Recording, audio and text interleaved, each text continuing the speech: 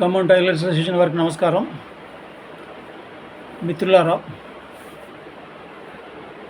నేను tailors union అధ్యక్షుడిగా ఉన్నప్పుడు 1999లో టైలర్స్కి 100 లోపు పట్టాలు 1999లో పువ్వాడ నాగేశ్వరరావు గారి ఆధ్వర్యంలో పెట్టడం జరిగింది. ఆ రోజు అమృతం లక్ష్మణ అనే అతను తనకున్న ఏదో కొద్దిపాటి భూమిని ప్రభుత్వానికి హ్యాండ్ ఓవర్ చేసి ఆ భూమిలో పట్టాలు ఇప్పించాం. ఆ తర్వాత ఈ పద్మశాలి కమ్యూనిటీకి సంబంధించిన రాజారామారావు అండ్ పార్టీ అమృతం లక్ష్మణతో మాట్లాడుకొని 2000 సంవత్సరంలో దరిదాపు 100 పట్టాల పైన తీసుకొని వాళ్ళు వచ్చేసి దీంట్లో చేరిపోయారు. అయితే అక్కడ వాటరు, కరెంటు, రోడ్డు ఇట్లాంటివి లేకపోవడం వల్ల ఇల్లు ఎవరు కట్టలేదు. కట్టిన ఇల్లు 2022లో కూల్చేయడం జరిగింది. అమృతం సీన్ అనేవాడు కూల్చేశాడు. ఈ సీన్ అనేవాడికి ఆ పక్కన ఉన్న రియల్ ఎస్టేట్తో సంబంధం ఉన్నది. సరే, ఆనాడు కూలగొట్టిన తర్వాత వీళ్ళకి ఏం న్యాయం జరగలేదు. తర్వాత నా దగ్గరకు వచ్చేసి 2022లో కూలగొట్టినప్పుడు 2024లో నా దగ్గరకు వచ్చి రిప్రజెంటేషన్ చేయనప్పుడు మీరు టైలర్స్ కాదు నేను ఎట్లా చేస్తా అంటే, మేము కూడా మీ టైలర్స్ గ్రూప్ చేరిపోయాను అని చెప్పి రత్సారామ వీళ్ళు చెప్పారు. అయితే నేను వచ్చి రిప్రజెంటేషన్ చేసినప్పుడు ఎప్పుడు చేశారు, 2024 డిసెంబర్ 15న గాంధీ పార్కులో మీటింగ్ ఏర్పాటు చేసి 16 జిల్లా కలెక్టర్ గారి దగ్గరికి వెళ్ళాం. ఆ రోజు కలెక్టర్ గారు వెళ్ళిపోయే వరకు పక్కన ఉన్న మిత్రులు డిలే చేశారు. కావాలని వాంటెడ్లో కలెక్టర్ని మిస్ చేశారు. ఇట్లా రిపోర్ట్ విషయంలో కలెక్టర్ని, పొంగులేటిని అందరినీ కూడా మిస్ చేసుకుంటూ వచ్చారు. ప్రెస్ మీట్ పెడితే దాంట్లో కూడా ప్రెస్లో రాకుండా చేశారు. టోటల్గా అసలు రిపోర్ట్ రాకుండా 2 క్యాంప్ ఆఫీసుల నుంచి అడ్డం పడ్డారు. నేను వచ్చి అడిషనల్ కలెక్టర్ గారి ద్వారా ఈ 188 పట్టాలు అయితే ఉన్నాయో 1999 ఇచ్చినాయి మొత్తం జెన్యూన్ అని చెప్పేసి అర్బన్ ఎంఆర్ఓ గారి ద్వారా అడిషనల్ కలెక్టర్ సహాయంతో క్లియరెన్స్ తీసుకొచ్చిన తర్వాత ఏం చేశాను, నేను మా మిత్రుడు నరసింహరావు ఉన్నాడు, ఆయనకి ఇచ్చి పంపించి గ్రూప్లో అప్లోడ్ చేయమని చెప్పా. అప్పటికే శ్రీనివాస్ నగర్ ప్లాట్స్ అని చెప్పేసి గ్రూప్ పెట్టారు. ఎంపైర్ సీన్ గారు దానికి అడ్మిన్, ఇంకా వేరే వాళ్ళు 1-2 అడ్మిట్స్ ఉన్నారు. యాక్చువల్గా అక్కడ ఈ కూలగొట్టిన ఇండ్లు ఏవైతే ఉన్నాయో అంతా టైలర్సే కట్టుకున్నారు. టైలర్స్ ఇండ్లే కూలిపోయినాయి. పద్మశాలి ఇండ్లు కూడా 1-2 కూలిపోయి ఉంటాయి. వాస్తవంగా పద్మశాలి వాళ్ళ ఇల్లు పద్మశాలిలో కూలగొట్టారు. మొత్తంగా చాలా నష్టపోయారు. లక్షలు ఖర్చు పెట్టుకున్నారు. పోయిన తర్వాత నేను వచ్చేసి క్లియరెన్స్ తీసుకొచ్చిన తర్వాత నేను ఏదో పెద్దగా ఊహించుకున్నా, నాకు ఏదో పెద్ద ఘనంగా సన్మానం చేస్తారు, ఏదో అయిద్దని చెప్పి అనుకున్నా. కానీ నేను వచ్చి ఏం చేసిన, రిపోర్ట్ గ్రూప్లో పెట్టకుండా నేను ఇంకేం చేసిన, మా మిత్రుడు మోత్కూరు నాగేశ్వరరావు గారికి ఫోన్ చేసి అంతర్జాతీయ టైలర్స్ దినోత్సవం రోజు జూబ్లీ క్లబ్లో అర్బన్ ఎంఆర్ఓ గారిని చీఫ్ గెస్ట్గా పెట్టి క్లియరెన్స్ ఇస్తా, మీరు దండలు శాలువాలు తీసుకొచ్చుకోండి అని చెప్పి నరసింహరావు అనే అతనికి చెప్పాను నేను. ఆ నరసింహరావు ఏం చేశాడు, సుశీల అనేతో కుమ్మక్కయ్యాడు. ఈ రామారావు, నరసింహరావు, సుశీల, కళావతి ఇట్లాంటి వాళ్ళంతా కుమ్మక్కయ్యి ఈ ఇందిరం బిల్లు ఏదో ఈ స్థాయిలు కూడా గోలగొడితే దాని విషయంలో కూడా నేను రిప్రజెంటేషన్ చేసి అధికారులను పట్టుకొని ఎంక్వైరీ చేయడానికి వెళ్తే ఇల్లు కూలిపోయినా కళావతి అనడం అక్కడ రాలేదు. సిఐ గారు రిపోర్ట్ ఎఫ్ఐఆర్ రిపోర్ట్ తీసుకొని వెళ్ళిపోయింది. నాకు అంత ఇస్తానని మాట్లాడింది. ఆ విషయంలో కూడా వీళ్ళు ఎవరు సహకరించలేదు. మొత్తంగా ఏంటంటే వీళ్ళు వచ్చేసి ఈ అర్బన్ ఎంఆర్ఓ గారి ద్వారా తీసుకోకుండా రిపోర్టు మళ్ళీ నాకు వచ్చేసి 27వ తారీఖు ఈవినింగ్ ఫోన్ చేసి కళావతి అనడానికి ఫోన్ చేసి, అరే మా ఇల్లు కొలగొడితే మా రిపోర్ట్ ఎందుకు ఇవ్వరు అని చెప్పేసి నన్ను చాలా చికాకు చేసింది. నాకు బీపీ పెరిగిపోయి నేను అర్ధరాత్రి హాస్పిటల్కి వెళ్ళిపోయినా. వాస్తవంగా నాతో నేనే పోయే పరిస్థితులు నాకు క్రియేట్ చేశారు. ఇక మన టైలర్స్ మిత్రులు ఎవరైతే ఉన్నారో వాళ్ళు ఎవరు కూడా నాతో కలిసి రాలేదు. ఎక్కడోళ్ళు అక్కడ ఇప్పటికి కూర్చుంటున్నారు. వీళ్ళు టైలర్స్ కానోళ్ళు టైలర్స్ పేరుతో పట్టాలు తీసుకున్నారు, మనతో రిప్రజెంటేషన్ చేయించుకున్నారు. ఆ క్లియరెన్స్ రిపోర్ట్లు వస్తే అది దెంకొని పోయారు బై ఫోర్స్గా, నాకు సంబంధం లేకుండానే. ఇవాళ వచ్చేసి ఆ క్లియరెన్స్ అడ్డం పెట్టుకొని జనాలకు ఫోన్లు చేసి డబ్బులు వసూలు చేస్తున్నారు. విషయం ఏంటంటే, నేను సుదీర్ఘకాలం టైలర్స్ వర్కర్స్ని అధ్యక్షుడిగా చేసినప్పుడు ఏ సందర్భంలో కూడా నేను వర్కర్స్ని అడ్డం పెట్టుకొని టైలర్ షాప్ యజమానులను ఇబ్బంది పెట్టినటువంటి పరిస్థితి లేదు.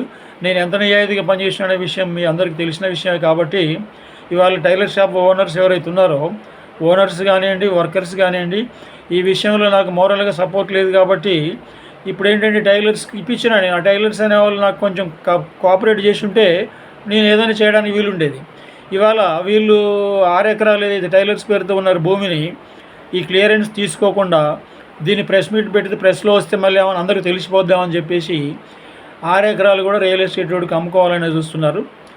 వాళ్ళ ప్లాట్లే కాకుండా టైలర్స్ ప్లాట్లు కూడా అమ్మే పరిస్థితిలో ఉన్నారు. కాబట్టి ఈ విషయం నేను తుమ్మల గారికి వీడియో పెట్టా, పొంగిలేటి శ్రీనివాసరెడ్డి గారికి వీడియో పెట్టినా, అడిషనల్ కలెక్టర్ గారికి పర్సనల్ కలిసి చెప్పా, వీడియో పెట్టినా. వాస్తవంగా ఏంటంటే ఇంతమందికి అధికారుల నోటీసులో ఉన్నప్పటికీ వీళ్ళు అన్నీ ఇప్పటికీ ఫోన్లు ఏం చెప్పినా వినట్లేదు.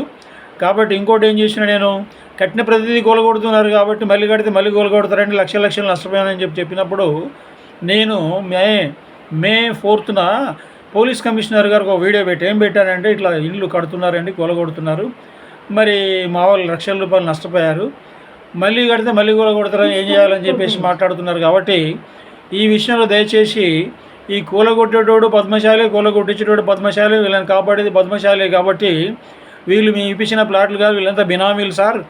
వీళ్ళందరినీ రామారావుని, ఎంపైర్ సీన్ని, ఇట్లాంటి వాళ్ళందరినీ, కళావతిని, సుశీలని, ఇట్లాంటి వాళ్ళందరినీ మీరు స్టేషన్ పిలిపించి ఎంక్వైరీ చేసి బైండ్ ఓవర్ చేసుకుంటే తప్ప అక్కడ ఎవడు ఇల్లు కట్టుకునే పరిస్థితి లేదు.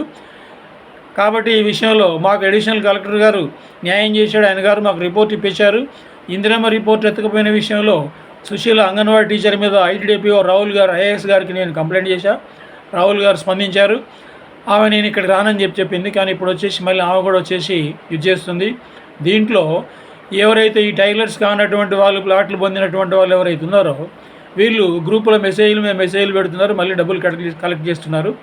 టోటల్గా ఉన్న టైలర్స్ కొంతమంది మిగిలారు. ఇప్పుడు ఉన్న టైలర్స్ కూడా చాలా వరకు అమ్ముకొని ఉంటారు. కొంతమంది 10-20 మంది ఉంటారేమో.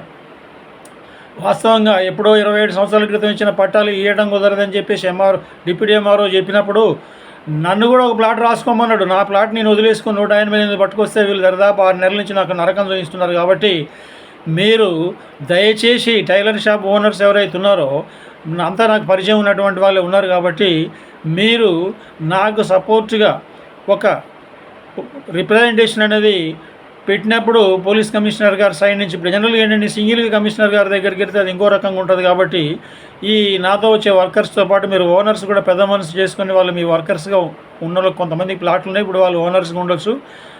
కాబట్టి మీరు ఈ విషయంలో నాకు సహకరిస్తే ఈ విషయం నుంచి బయటపడతా నేను ఇబ్బంది పడకుండా ఉంటానని చెప్పేసి మీకు విజ్ఞప్తి చేసుకుంటున్నా. వాస్తవంగా ఏంటంటే ఇవాళ టైలర్ ఏదైనా విషయం వచ్చినప్పుడు మనం విషయం మీద మాట్లాడుకునే వాళ్ళం, తర్వాత కలిసిపోయే వాళ్ళం, చాలా ఫ్రెండ్లీ వాతావరణం ఉండేది. కానీ ఇవాళ వీళ్ళు వచ్చేసి తీసుకున్నారు, టైలర్స్ పేరుతో తీసుకున్న తర్వాత రిప్రజెంటేషన్ పెట్టించారు, క్లియరెన్స్ తీసుకున్నారు. క్లియరెన్స్ తీసుకోమంటే అధికారికంగా తీసుకోకుండా ఇట్లా వీళ్ళు కుట్రలు చేసి చేస్తున్నారు. కాబట్టి మీరు దయచేసి ఈ విషయంలో నేను ఇప్పుడు వీడియో మీ ముందే మీకు మాట్లాడుతున్న వీడియోని మీరు గ్రూప్లో అప్లోడ్ చేసేసి విషయాన్ని వర్కర్స్కి కొంచెం తెలిసేటట్టుగా చేసి ఇందులో ఎవరైనా ఉంటే ఉండొచ్చు. వాస్తవంగా ఏంటంటే 27 సంవత్సరాల క్రితం ఇచ్చిన పట్టాలు కాబట్టి ఎవరెక్కడ ఉన్నారనే విషయం నాకు కూడా తెలియదు. కాబట్టి విషయం ఏంటంటే మెసేజ్ అనేది అందరిలోకి వెళ్ళిపోవడం కోసం నేను చిన్న వీడియో చేసి పెడుతున్నా. మీరు దయచేసి నేను పిలిచినప్పుడు శ్రమ అనుకోకుండా నాకు మద్దతుగా కనీసం మీరు ఓనర్స్ సైడ్ నుంచి ఒక 7-8 మంది అన్న పోలీస్ కమిషనర్ గారి దగ్గరకు వచ్చి నిల్చుంటే ఇప్పుడు ఎవరైతే పట్టాలు పొందిన టైలర్స్ ఉన్నారో వాళ్ళకి న్యాయం జరుగుతుంది. ఈ బినామీల ఆట కట్టించాలంటే మీ సపోర్ట్ నాకు అవసరం. దాన్ని దృష్టిలో పెట్టుకొని మీకు విజ్ఞప్తి చేస్తున్నా. దయచేసి మీరు నా విన్నపాన్ని అర్థం చేసుకొని, నా పరిస్థితి అర్థం చేసుకొని, నాకు 68 సంవత్సరాలు నేను పని చేసుకోవడం కూడా మానేసి చాలా నిజాయితీగా చేసి పెట్టా. అయితే వాస్తవంగా తిరుగుతున్న క్రమంలో రకరకాలుగా చెప్పారు. ఎవరేం చెప్పినా వినకుండా నిజాయితీగా రిపోర్టు పట్టుకొచ్చినా నేను. కాబట్టి ఈ విషయంలో దయచేసి మీరు పెద్ద మనసు చేసుకొని నాకు సహకరించేసి నన్ను ఈ విషయం నుంచి బయటపట్టుగా కోఆపరేట్ చేస్తారని చెప్పేసి విజ్ఞప్తి చేస్తున్నా. నమస్తే.